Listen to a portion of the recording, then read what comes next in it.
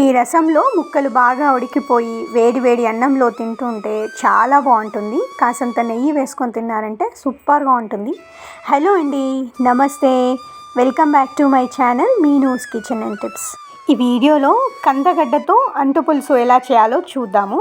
First కందగడ్డలకి పొట్టు తీసేసుకొని ఈ విధంగా పెద్ద పెద్ద ముక్కలుగా కట్ చేసి పెట్టుకున్నాను. తర్వాత ముక్కల్ని కూడా ఒకసారి బాగా వాష్ చేసుకున్నాను.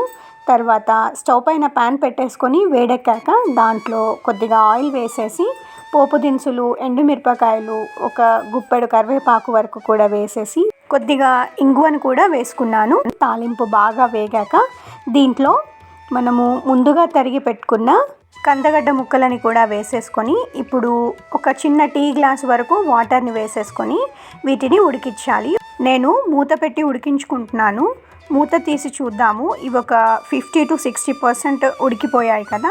ఇప్పుడు దీంట్లో ఒక చిన్న నిమ్మకాయంత చింతపండుని నానబెట్టేసి పెట్టుకున్నాను ముందే.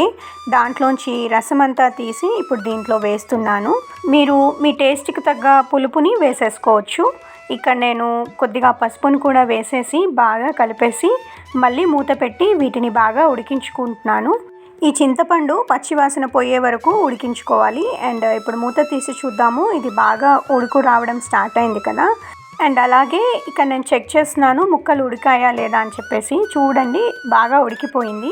ఇప్పుడు దీంట్లో ఒక 2 స్పూన్ల వరకు శనగపిండిని తీసేసుకొని వాటర్లో బాగా మిక్స్ చేసేయాలి, ఉండలు లేకుండా కలిపేసుకొని.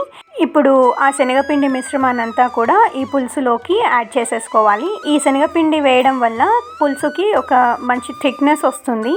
అండ్ మనం అన్నంలో కలుపుకున్నప్పుడు నీళ్ళగా ఉండకుండా ఉంటుందన్నమాట.